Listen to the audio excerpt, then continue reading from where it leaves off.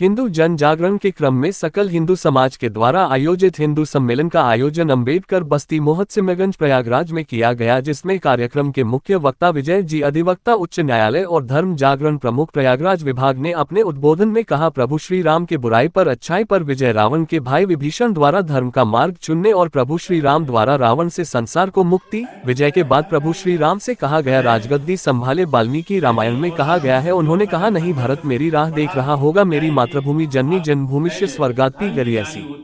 धर्म की स्थापना के लिए गीता में कहा गया है, यदा यदा हि धर्मस्य ग्लानिर्भवति भारत अभ्युत्थानमधर्मस्य तदात्मान सृजाम्यहम्। जो भी धर्म के लिए कार्य करता है वह ईश्वरीय कार्य होता है, वह अपने भारत माता को सर्वोपरि मानते हैं। माँ भारती का जो भाल है वह सदैव गर्व के साथ दमदमाता रहे और कोई दूसरी अभिलाषा नहीं है। इस बात को समझते हुए हमें अपने दायित्व का निर्धारण जहाँ जहाँ पर जिस स्थिति में है वहीं से करना होगा, विचार करना होगा। आज आपके सामने 3 मुख्य चुनौतियां हैं जिसके प्रति हमें जागना होगा।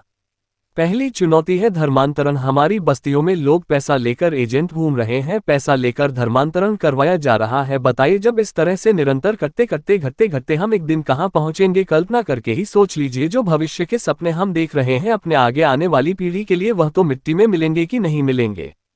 सारे सपने व्यर्थ जाएंगे कि नहीं जाएंगे?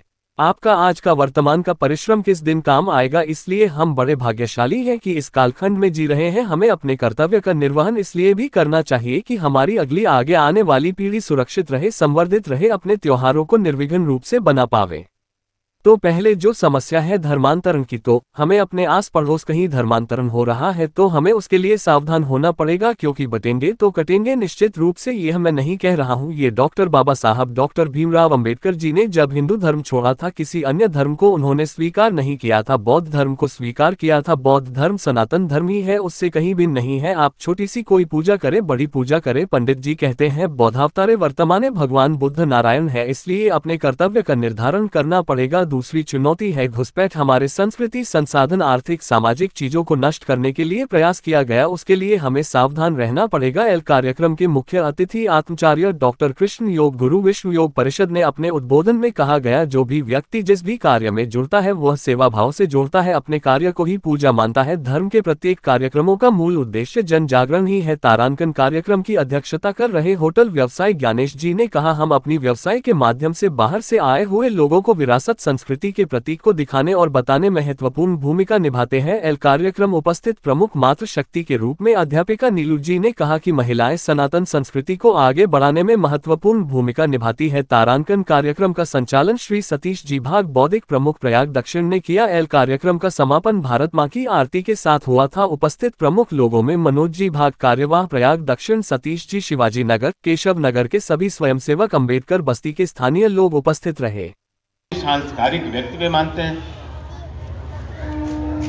दूसरी बात, प्रभु श्री राम ने जो हमारे राष्ट्रीय पुरुष हैं, राष्ट्र के आधार हैं, राष्ट्र धर्म के प्रतीक हैं, उनके द्वारा समरसता के प्रति दिया गया संदेश क्या कहीं असमरसता के लिए स्थान बनाता है क्या? भगवान श्री राम का अगर आदर्श देखें, भगवान ने निषाद राजगुह को, यही श्रृंगेरपुर के निषाद राजगुह को अपना मित्र बनाया। सनातन धर्म में मित्रता पक्की है सदैव के लेकर। अगर ये कहा जाए भगवान राम का सखा कौन है, तो आंख मूंद करके आप बता सकते हैं निषाद राजगुह भगवान का सखा है। बल में गए भगवान, तो आपने देखा कि भगवान ने सबरी के बेरों को कितने भाव के साथ और बार बार बखानते हुए खाया। बार बार प्रभु खाए उन बेरों को, बारंबार बखान। गोस्वामी जी ने लिखा है उन बेरों की बार बार प्रशंसा करते हुए वाह सबरी वाह। और दृष्टांत तो यह भी मिलता है, जब 14 साल के वन के बाद भगवान लौटे, महाराज जनक ने अपने पुत्री सीता और 3 पुत्रियों को जब विदा किया था, 14 साल के लिए तो वन में चले गए भगवान राम सीता माँ के साथ में। 14 साल के बाद जब लौटे, सुनैना माता से नहीं रहा गया। माता सुनैना ने महाराज जनक से कहा, महाराज अब नहीं रहा जाता, पुत्रियों को विदा किए इतने समय बीत गए, बुला लो ना। महाराज जनक ने बुलावा भेजा। भगवान राम अपने चारों भाइयों के साथ ससुराल में जनकपुर में गए। ससुराल में तो मजाक होता ही है।